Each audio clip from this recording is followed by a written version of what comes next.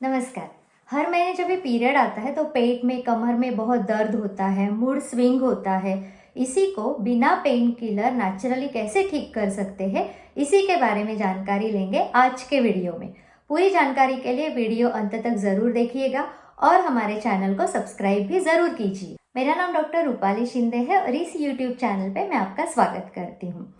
ये जो डिस्मेनोरिया है, मतलब हर महीने पीरियड आता है तो पेट में, कमर में बहुत ज़्यादा दर्द होता है, जिसके वजह से स्कूल, कॉलेज या ऑफिस से कभी कभी छुट्टी भी लेनी पड़ती है और हमारा लाइफस्टाइल जो रूटीन है वो डिस्टर्ब हो जाता है। तो ये जो डिस्मेनोरिया है ये दो टाइप का रहता है, primary dysmenorrhea and secondary dysmenorrhoea.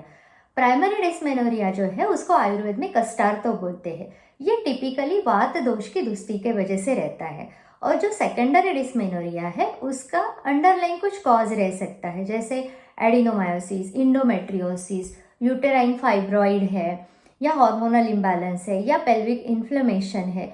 इसके वजह से भी ये हो सकता है। तो सेकेंडरी डिस्मेनोरिया है तो आपको आपके नज़दीकी डॉक्टर से सलाह लेनी है।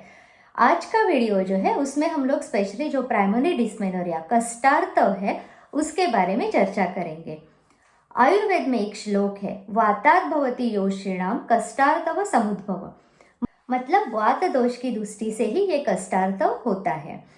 अभी जैसे डिस्मेनोरिया है या पीएमएस है, जिसमें हर महीने फिर पीरियड के थोड़े दिन पहले, पीरियड के ड्यूरिंग पीरियड मूड स्विंग होना, पेट में, कमर में बहुत ज़्यादा दर्द होना, नौशिया होना, खाना कभी कभी जाता ही नहीं है या कभी कभी बहुत ईटिंग हो जाता है। तो ये सब तकलीफों को कम करने के लिए आयुर्वेद में क्या उपाय बताए गए हैं वो देखते हैं। तो इसमें होम रेमेडी के तौर पे सबसे पहले आता है ऑयल एप्लीकेशन।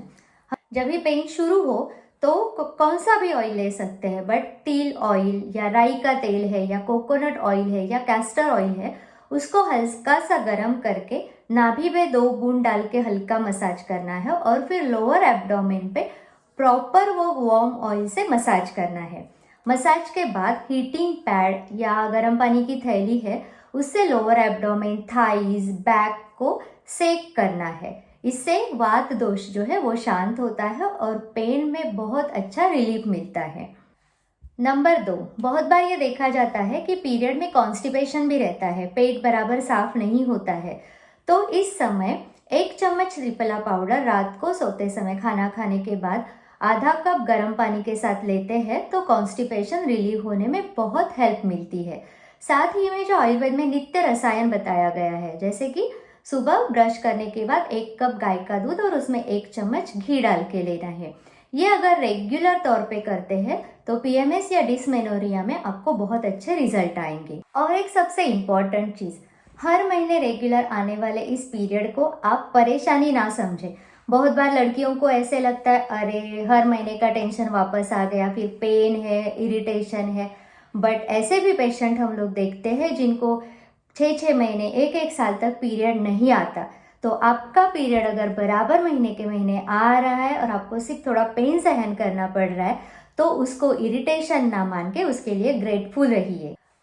और एक बात, अगर आप रेगुलर एक्सरसाइज, थोड़ा स्ट्रेचिंग या सूर्य नमस्कार वगैरह करते हैं या हल्का वॉक लेते हैं तो भी पीरियड में होने वाली ये तकलीफें धीरे धीरे कम होने में मदद मिलेगी। नंबर 3, इसमें आपको आपकी नींद अच्छी रखना बहुत ज़्यादा ज़रूरी है। जो लड़कियां रात को जागती रहती है, दिन में सोती रहती है, उनमें पीएमएस के सिम्टम्स ज़्यादा पाए जाते हैं। तो रात की 6 से 7 घंटे की नींद पूरी होनी चाहिए। आपका जो डाइट है वो बैलेंस डाइट रहना चाहिए, नरिशिंग डाइट रहना चाहिए। ज़्यादा से ज़्यादा जंक फूड जो है, मैदे की चीज़ें हैं, बेकरी प्रोडक्ट है, स्पाइसी ऑयली चीज़ें हैं, वो अवॉइड करनी चाहिए। और अब बारी आती है एक होम रेमेडी की। होम रेमेडी में आपको क्या करना है, आधा चम्मच सौंठ, मतलब जो ड्राई जिंजर है उसकी पाउडर लेनी है और 1 गिलास पानी में ये आधा चम्मच पाउडर डालना है और इसको बॉईल करके जब ये आधा बचे तो उसमें 1 चम्मच गुड़ डालना है, जैगरी डालनी है और थोड़ा सा चुटकी भर सेंधा नमक डालना है और इसको गरम गरम ही जब ये आपको पेन हो तभी पीना है।